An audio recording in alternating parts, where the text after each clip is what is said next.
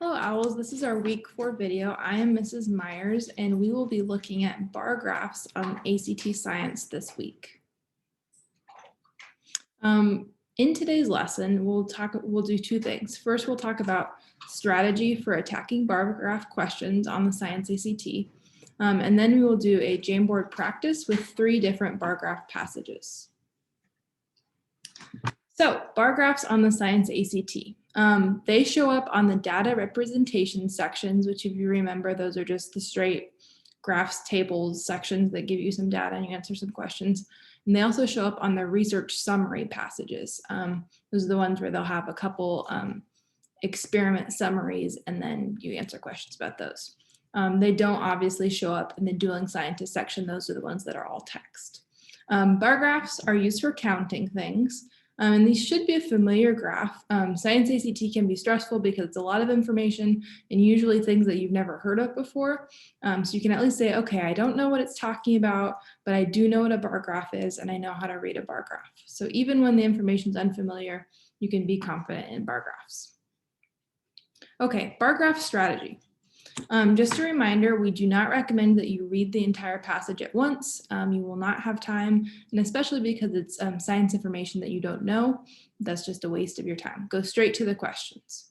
Okay, as soon as you find a question that asks about a graph, say it says in figure 1, find all the other questions that also ask about that graph. So they'll typically say in the question stem, they'll mention figure 1, or they'll have keywords that have to do with the keywords on the titles or axes of that graph.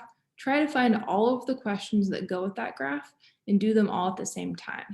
This will save you time, it'll be more efficient, and this way you're not jumping back and forth between different parts of the passage and getting confused.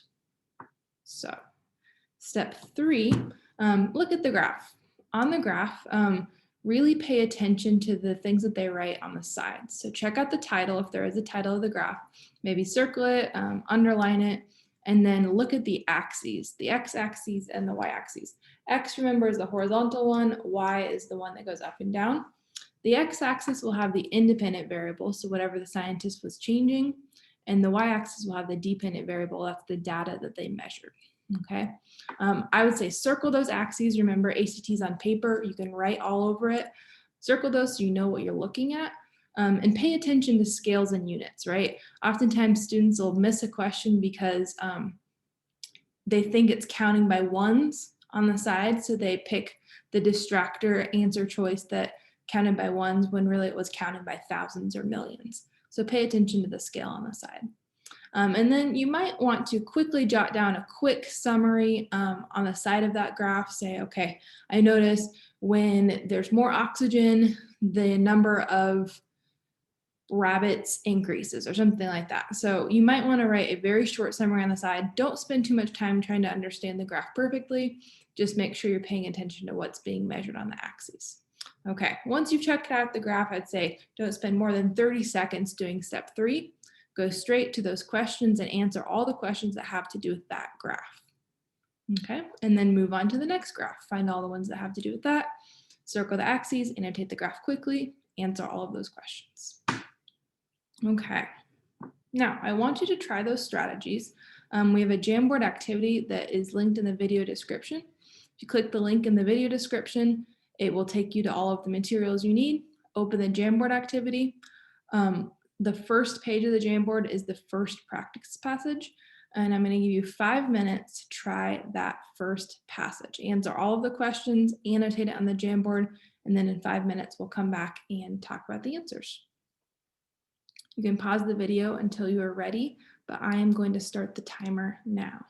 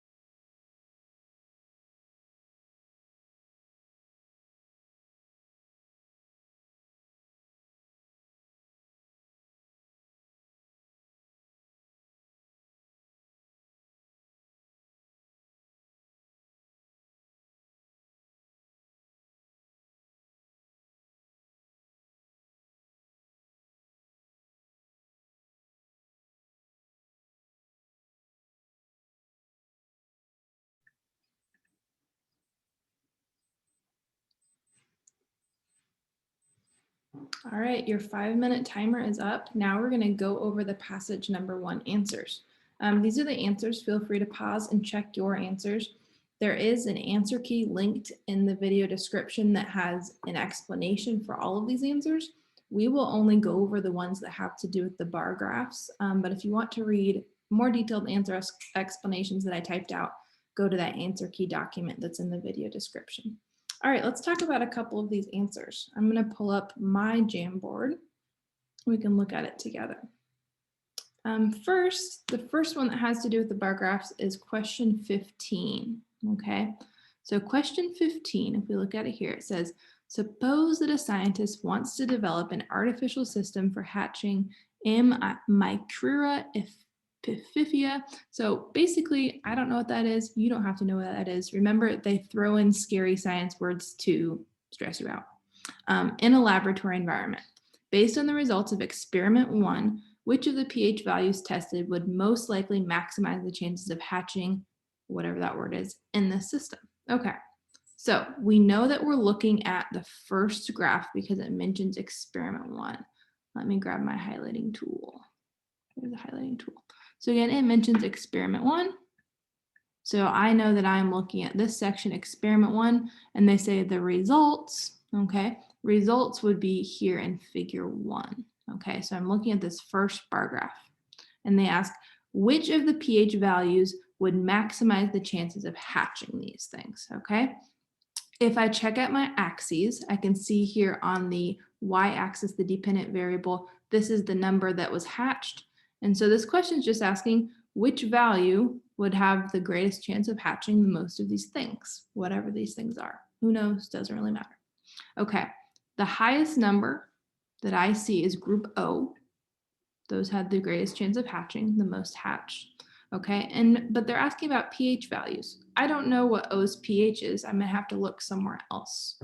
Okay, when the exact answer is not in the bar graph, usually you're gonna have to link the bar graph to a table. Okay, I see table 1 tells me about this bar graph. It lists the pHs for each group.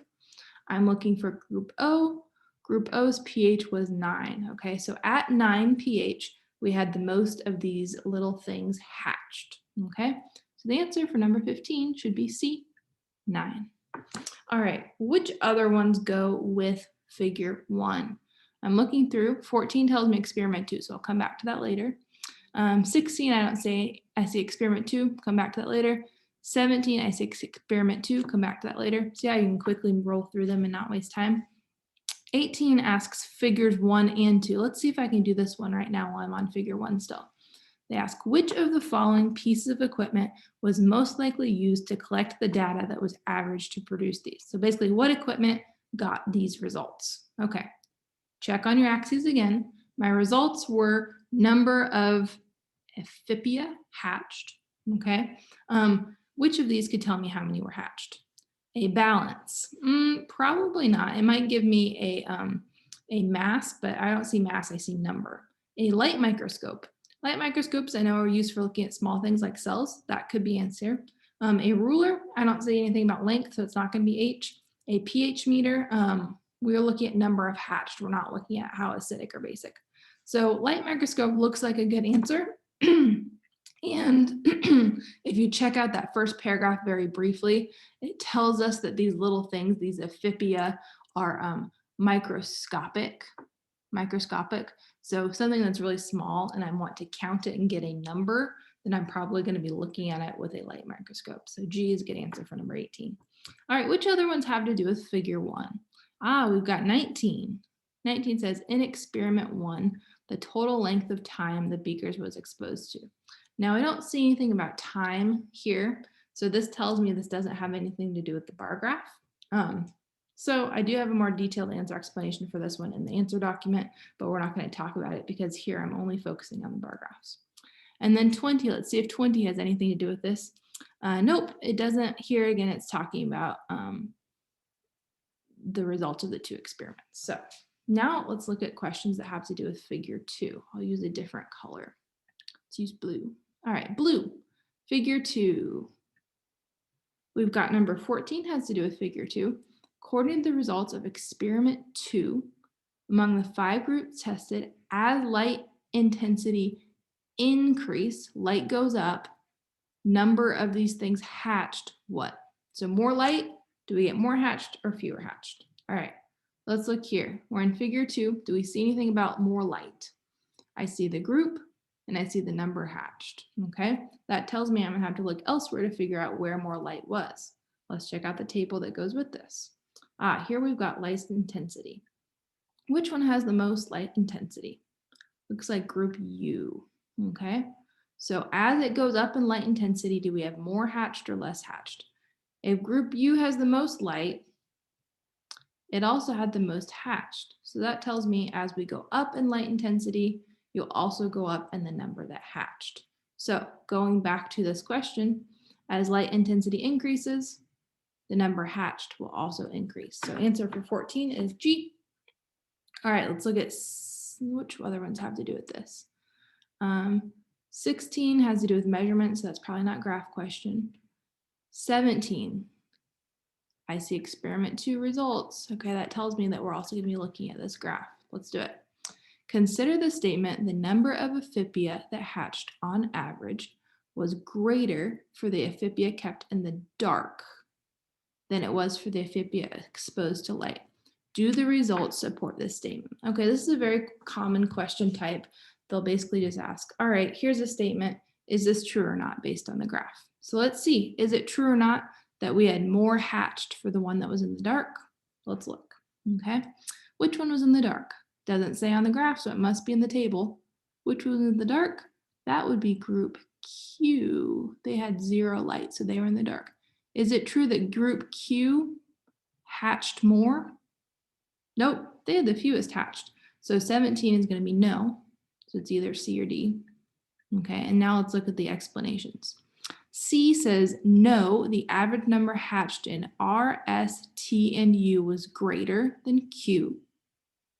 That sounds right to me. All right, 17 should be C. Okay, and then we have one more that has to do with figure 2. Let's look at number 20. Consider the claim, the length of time that the beakers in a group was incubated affected the average number of Amphibia, okay, based on the results of the 2 experiments. So they're asking, okay, if we change the time, will we have more eggs? Let's look and see if we could say that based on these experiments. This is a good question to say for last because it asks about both experiments. So we'd have to use figure 2 and figure 1, okay? Do we see anything about either one of these graphs changing the length of time? Figure 2, did they change length of time? No, they just changed light. Figure 1, did they change length of time? No, they changed pH. So neither one of these do we see them changing time, okay? So let's look at number 20. Answer should be no, because the time was the same for all the groups. They did not change time, they changed light in experiment 2, they changed pH in experiment 1, but they did not change time. So 20 is J. All right, let's go back to our PowerPoint. What I want you to do now is try the second practice passage. So flip to your second page in your Jamboard. Try that next practice passage. The first practice passage was just simple bar graphs. This one is going to be multiple bar graphs, so a little bit tougher, but you can definitely handle it. When you're ready, start the 5-minute timer. You have 5 minutes to do practice passage 2. Good luck.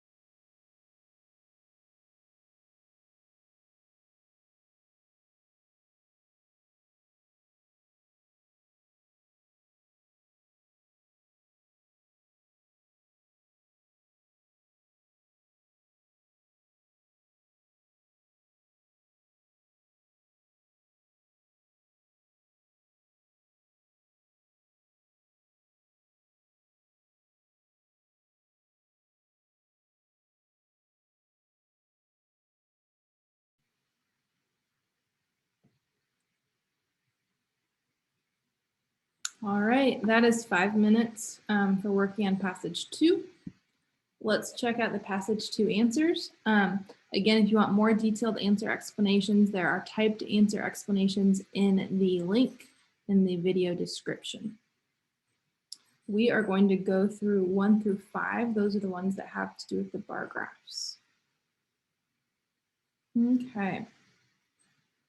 On my Jamboard, let's look at number 1 first. Remember, the strategy is go straight to the questions. Don't take time reading the passage. I honestly don't know what most of these passages are about. You can find the answer and do really well without even knowing what they're talking about usually. All right, number 1, according to figure 1. So I'm looking at figure 1. I will want to find all of the questions that have to do with figure 1, do those all at the same time. Okay, according to figure 1, the mass of cheese, check out the key, cheese is the white bar, remaining at 4 hours was closest to which the following values. This looks like not too bad of a question. All right, pay attention to your axes. We've got time on the x-axis and the mass remaining on the y-axis. So they're asking, all right, cheese at 4 hours, how much was left? Here's 4 hours. Cheese is the white bar. There's the white bar. If I look closely, it looks like it's a little bit over 180. So best answer for number 1 should be C. All right, number 2. Does number 2 have to do with this? Yep, it's asking about figure 1 again. So let's do number 2. Suppose a company wants to use food as bait in a trap designed to capture female bee Germanica. No idea what that is. Doesn't really matter. All right, based on figure 1, which of the 4 foods should the company place in the trap to maximize the chance of capturing this? All right, if they're trying to capture something, they probably want to do the food that gets eaten the most. So I'm looking for the bars that go down a lot. That means that whatever this Germanica thing is, it likes to eat it. Okay. Which food went down the most? Which food that it really likes to eat? Looking on my key, it looks like that striped bar went down the most. That's peanuts. Okay, so peanuts got eaten a lot. Probably peanuts are going to be a good thing to stick in this trap. So 2 is J. All right, 3. Is 3 asking about this? Not sure if 3 is asking about this chart or not. So you could leave it for the end if you wanted to. I'm going to do it now, but again, if you're running low on time, leave things that you're not sure where to find the answer till the end. All right, 3. Consider the 4 foods in order of percent by mass of protein, lowest to highest. All right, is there anything about percent mass of protein in this chart? Nothing in this chart. It's not in the chart. You probably have to use the table that goes with the chart. So let's check out this table here. All right, I've got percent by mass, and they ask specifically about protein. So I'm looking about protein right here, okay? And they say percent by mass of protein, lowest to highest. All right, lowest would be cat food, 16. Highest would be peanuts, 26. So I'm looking in order from cat food to cheese to ham to peanuts. All right, now I know my order. I have to go back to the chart. So these are the tricky questions, I think, when you have to use the table and the chart together. They're trying to be tricky. It's fine. All right. From food to food, as the percent by mass of protein increases. So as we go from cat food to peanuts, the mass of food left at 28 hours, okay, and that is where it tells us to look in our graph. Okay, let's look at 28 hours. Here's 28 hours. At 28 hours, let's see, we've got most cat food left, least peanuts. And again, they want us to go in order, protein from cat food to peanuts. So we had lots of cat food left, less and less as we go towards peanuts. So it was decreasing. The answer for number 3 should be B. Okay, and again, that was a tricky one. Not all the info was in the graph. You had to also use the table. This, I think, is one of the hardest questions that they can ask on the ACT when you have to use both together. Just takes more time. And time is not something we have. All right, number 4. Is number 4 asking about this? I see figure 1. Okay, so yeah, let's do number 4. Consider the statement that bee Germanica, whatever that is, ate the food between 0 and 4 hours, between 4 and 16, between 16 and 24, and between 24 and 28. Okay, so basically it ate the food every single time period, right? From here to here, here to here, here to here, here to here. Is that true? For how many of the foods? So basically this question is asking, how many of the foods got eaten every single time period? Okay. How many of these foods went down every single time? Looking in figure 1, all of them went down every single time. So all 4 of them, answer would be J, 4. Okay. Let's look at number 5. Does number 5 have to do with this graph? Yep. Figure 1 again. All right, so let's do number 5.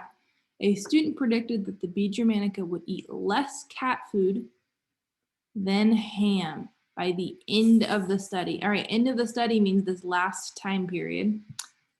Did they eat less cat food than ham? That means you'll have more cat food left. Is there true there's more cat food left than ham? Yeah, the cat food, the black bar is higher, so less cat food got eaten, more was left over. Okay, so our answer is either going to be A or B. More was left over. Okay, and then let's see what their justifications were. Which one is better justification? Yes, at 28 hours, the mass of the cat food remaining was 55 greater, or yes, at 28 hours, the mass of the cat food remaining was 95 greater. Okay, we gotta go back to our chart. Was it 55 more or 95 more? Comparing the cat food to the ham, the black bar to the gray bar, was it 55 more or 95 more? Looks like black was around 170, gray was around 110. That's like a 60 difference. So 60 is going to be closer to 55. So number 5 should be A. All right, and then 6 is asking about table 1. Since we're not focusing on tables for this lesson, you can just check the answer key if you want to look at number 6. All right, moving on. We have one more practice passage, number 3. This one's the toughest one. It takes bar graphs and puts them with line graphs, so kind of a combo hybrid graph. Tricky. All right, take 5 minutes when you're ready. Start your timer and do passage number 3 on the Jamboard. Good luck.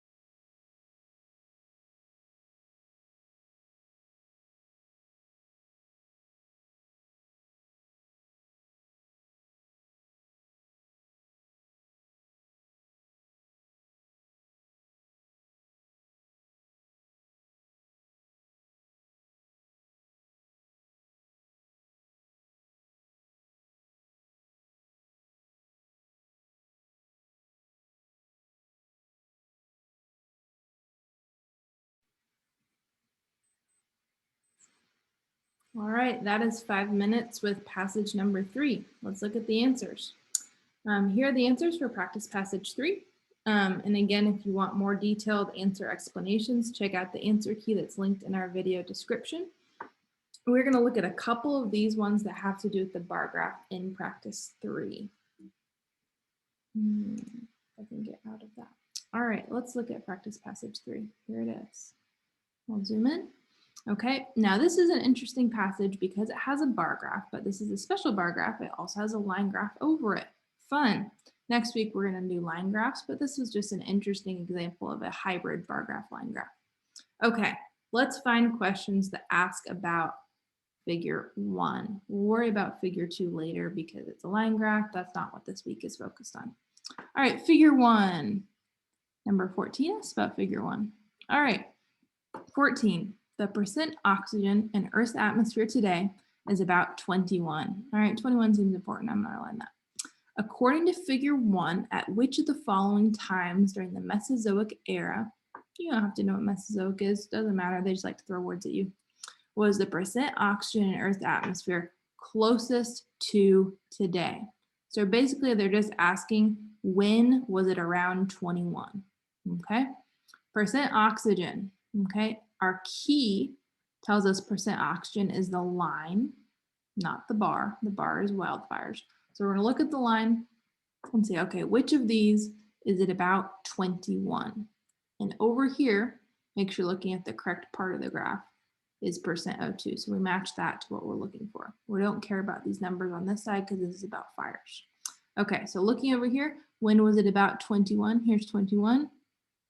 It's either going to be at that 250 million years, or it's going to be over here in these 80, 70 million years. Okay, so check out your answer choices.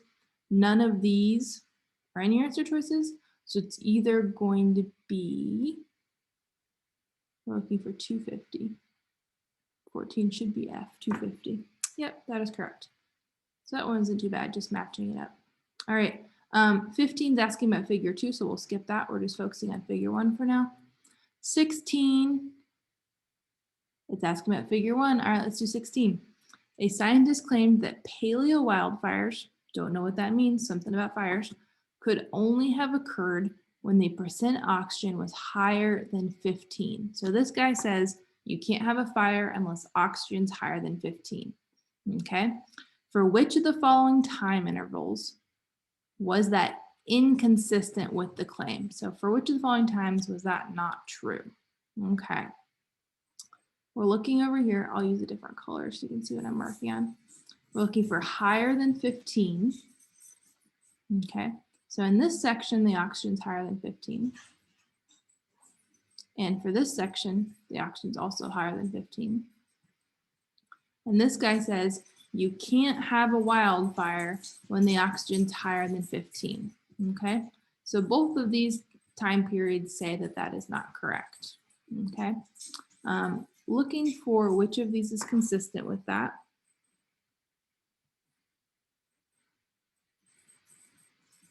Oh, I'm doing it the opposite way. Back. Okay, he's asking when oxygen was higher than 15, when could we not have a fire? Okay, so basically when it was lower than 15, this section. Here it's lower than 15, right? See, the oxygen bar is below the 15, but we still have some wildfires happening. So this section would be inconsistent. They had it lower than 15, but we still have these bars for wildfires. So we're looking for an answer choice that goes these sections. 250 to 230, that's not in that section. 180 to 160, yes, that is in that section. And then 120, nope. 97, nope. So our answer for 16 should be G. Yep, that is correct. All right, let's look for any others that have to do with figure 1. 17 says figure 2. Nope, skip that, come back. 18 is figure 1. All right, according to figure 1, how many wildfires are known from the rock record between 95 million years ago and 85 million years ago? Okay, we are looking between 95, this line here, between 90 and 100, and 85 right here. So basically they're referring to this bar right here. That's between 95 and 85. Okay, how many wildfires? Wildfires is the gray bar. So we're looking at this gray bar. And wildfires is this axis over here. So we're looking at this axis over here. Line it up. That looks like 4 to me. It's 1 tick below 5. And each of these ticks is single. I've confirmed that. Okay, so answer for number 18 should be F. All right. And we will not talk about number 19 because that's figure 2, which is a line graph. That would be something we'll talk about next week when we talk about line graphs. All right, remember, if you want to look at more detailed answer explanations, you can check out that answer key document that is linked. Thank you so much for watching. We will see you again next week.